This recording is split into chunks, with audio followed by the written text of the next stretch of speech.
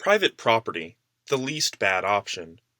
Written by Joseph S. Diedrich, published on c4ss.org on April 14, 2014, as the first essay in a mutual exchange series that will challenge and explore the themes presented in this lead essay. The series can be found under the title Private Property: How, When, and Why. Libertarians tend to see two worlds, one with private property that works reasonably well, and one without that farcically implodes.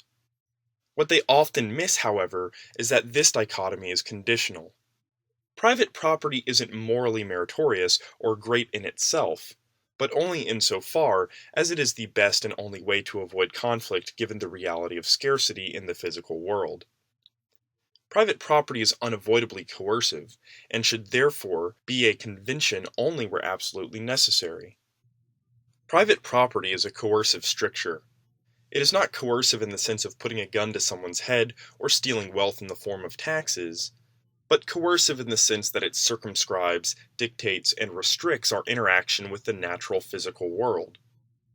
The realities of scarcity coerce us into choosing between private property and dismal alternatives. We would be much better off if we weren't tormented by scarcity. There would be no conflict or potential for conflict over physical goods. This hypothetical world, one of superabundance, or post-scarcity, or infinite supply, or infinite reproducibility, or whatever you want to call it, is preferable to both options presented in the libertarian dichotomy. Superabundance would also obviate and overcome other undesirable corollaries of scarcity, including opportunity cost, supply and demand, and ultimately, economy itself.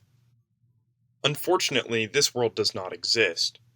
A superabundant world does exist, however, in ideal resources. Ideas, patterns, concepts, words, expressions, information, knowledge, etc. In other words, products of the mind. My use of a chicken soup recipe doesn't interfere with or exclude anyone else's ability also to use it. The same goes for the design of an internal combustion engine, the arrangement and expression of words in a novel, the colors and patterns of a painting, the notes and rhythms of a musical composition, and anything that exists beyond the constraints of physical goods. The fact that a superabundant supply of ideal resources exists does not imply that everyone has infinite knowledge. The process of discovery converts ignorance into awareness, but it has no effect on excludability or scarcity.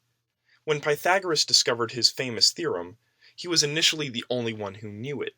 Yet just because everyone else was ignorant of it didn't mean that it was scarce. Anyone else was free to independently discover it or learn it from Pythagoras, if he shared it, and in turn make use of it without excluding anyone else from doing the same. Ideal resources do, of course, interact with scarce objects. For example, thoughts are communicated as arrangements of words, which are often written on or displayed via scarce objects, such as paper or computer screens. On a more abstract level, the scarcity of neurons, time, and space also come into play. The way that non-scarce ideal resources interact with scarce physical resources has changed and continues to change. The first Great Revolution occurred with the advent of written language. The second Great Revolution involved the supplanting of copyists by publishers upon the invention of the Gutenberg press. The third Great Revolution, which we are all witness to, has been the transformation from print to digital. The cloud effectively eliminates scarcity as it relates to the distribution of recorded information. Think about radiation therapy for a moment. Patients affected with cancer can often turn to radiation as a beneficial treatment. It purges their bodies of malignant cells and overcomes the horror of disease.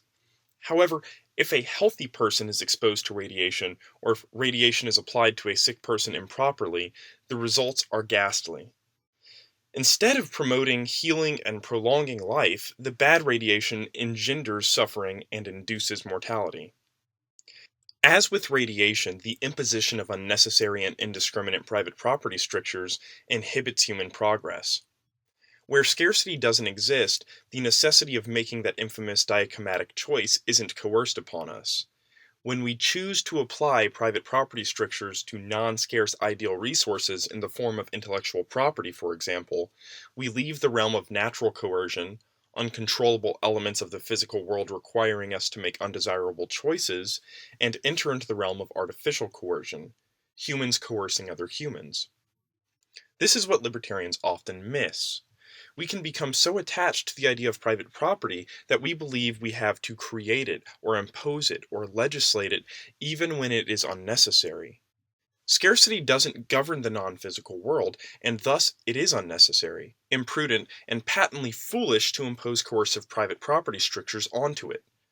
Remember the old adage that says you shouldn't fix what's not broken? In an Eden-esque superabundant world, space, time, and self would still be scarce.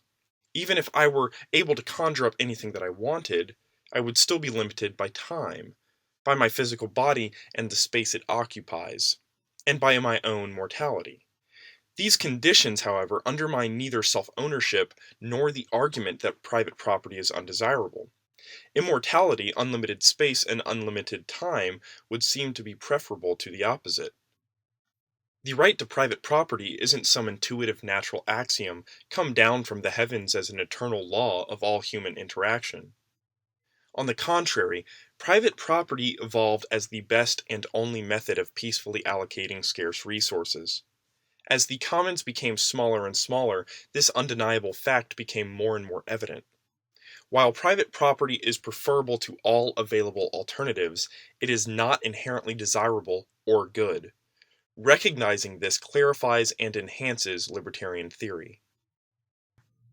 This has been Private Property, the Least Bad Option, by Joseph S. Diedrich, published on c4ss.org on April 14, 2014, and read by Stephen Leger.